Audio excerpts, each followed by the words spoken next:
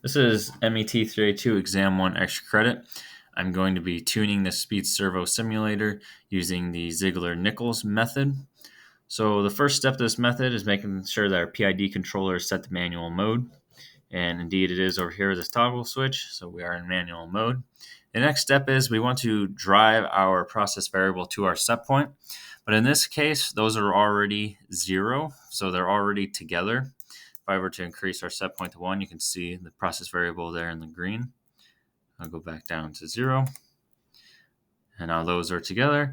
So this manual control over here of the process variable we would use to drive the process variable to set point, but we do not have to do that in this case. But if I do put 2 in there, you can see that process variable does increase.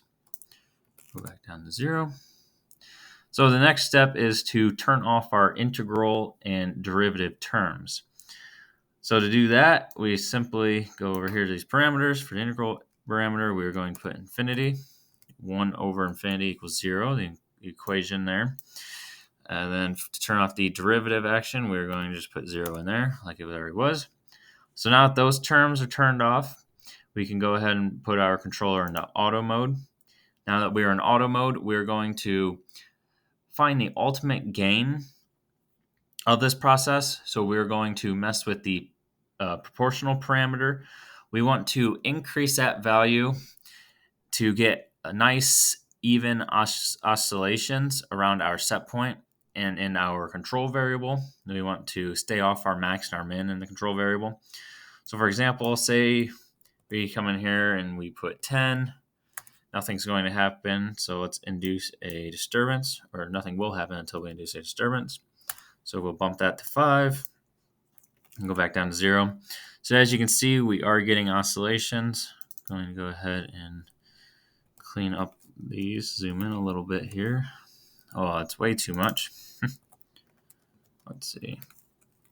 There, that's better than what it was. Do one more. There we go. That's not bad there. I'll go ahead and clean up these down here. Oh, too much. That's not bad there. Okay. So now that we have oscillations around there, they're not bad. They look good actually, but we're kind of hitting our max and our min down here on our controller.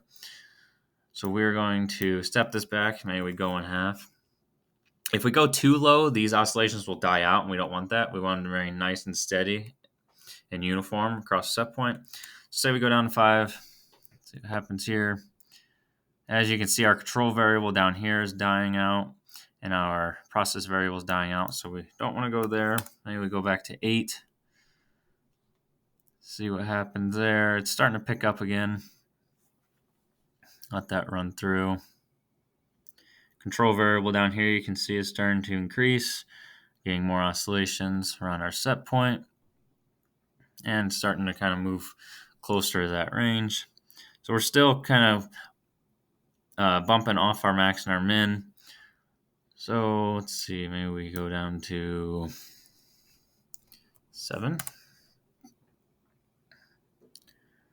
Get there, looks pretty good still. Still hitting there, so I may try to go a little lower, but it's not terrible. Maybe we try 6.5 and see what happens.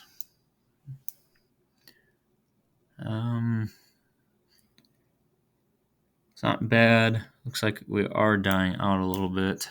6.8.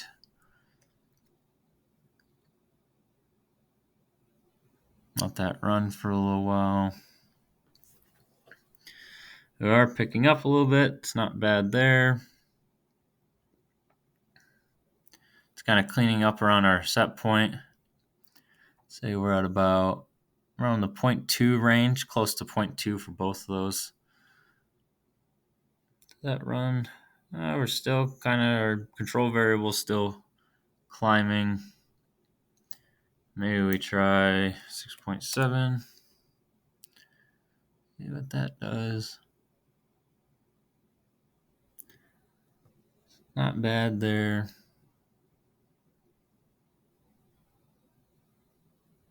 Let that run for a little bit.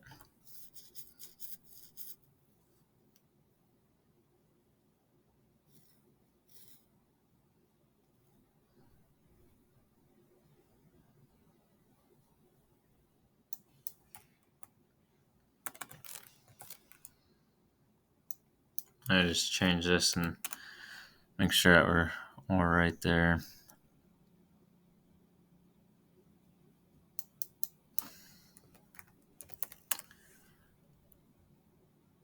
That's 6.8 seems like it's maybe moves a little better on set point.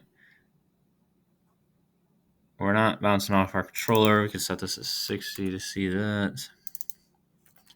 Maybe 60. Oh, now we are a little bit. So we know 6.8 is too high there. Jump it down to 6.5.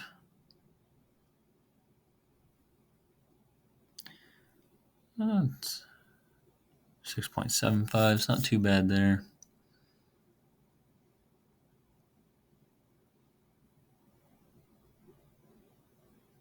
Let's see if those clean up at all.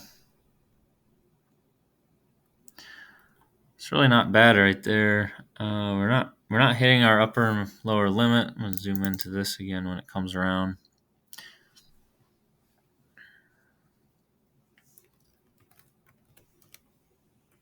There we go. Clean that up a little bit. Oh, we are still hitting that, aren't we? I go 6.7.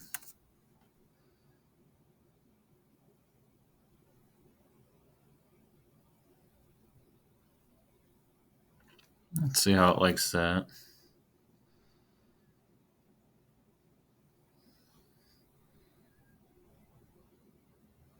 I think that's pretty good there. I think we're gonna stop the system once it ends this cycle.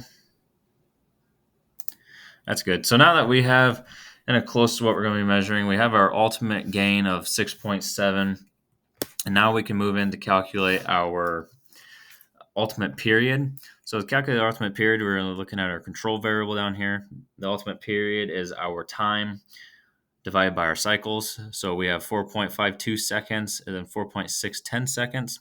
So we can find our time by taking our 4.610 minus 4.520. That gives us 0.09 seconds.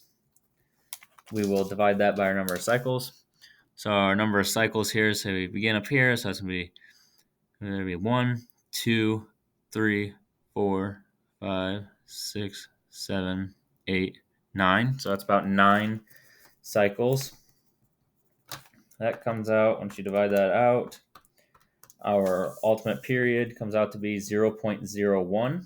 So our ultimate period is 0.01. Our ultimate gain is 6.70.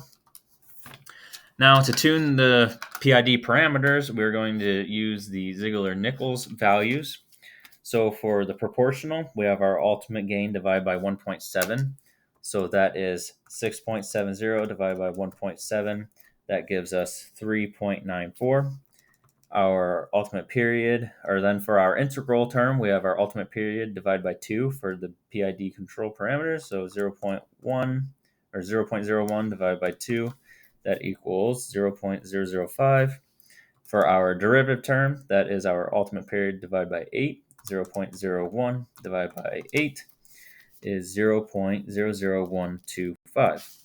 So now that we have our PID parameters, we can go ahead and set this, or we'll reinitialize these.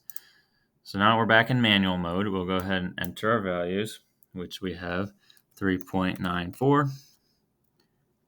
We have 0.005 for the integral, and then 0.00125 for the derivative.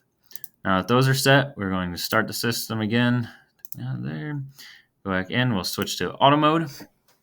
And now we'll be able to test how well our tuning parameters are. So we can go in and change set point to 1. As you can see, that process variable tracks that set point. Kind of has a little overshoot and some undershoot, but it tracks it pretty good. So if we go down to 2 or -2, you can see there is no undershoot. It kind of follows that nicely, very quickly actually. Now if we go to 0 again, see what happens. Not too bad. Some over, some under, and maybe a little bit over. It's not too bad. So now if we induce a disturbance through the torque, you can see how that will affect it. Maybe we go to 5. Not too bad, went under, but recorrected pretty quick. Say maybe we go up to 20.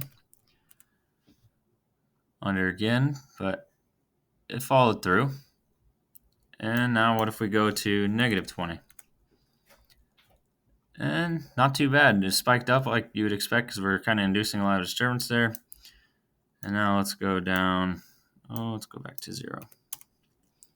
What happens? Follows it pretty nicely. So I'd say for this simulator that those are pretty good PID parameters. This is my exam 1 extra credit of me applying the Ziegler-Nichols method to the speed servo simulator. Thank you.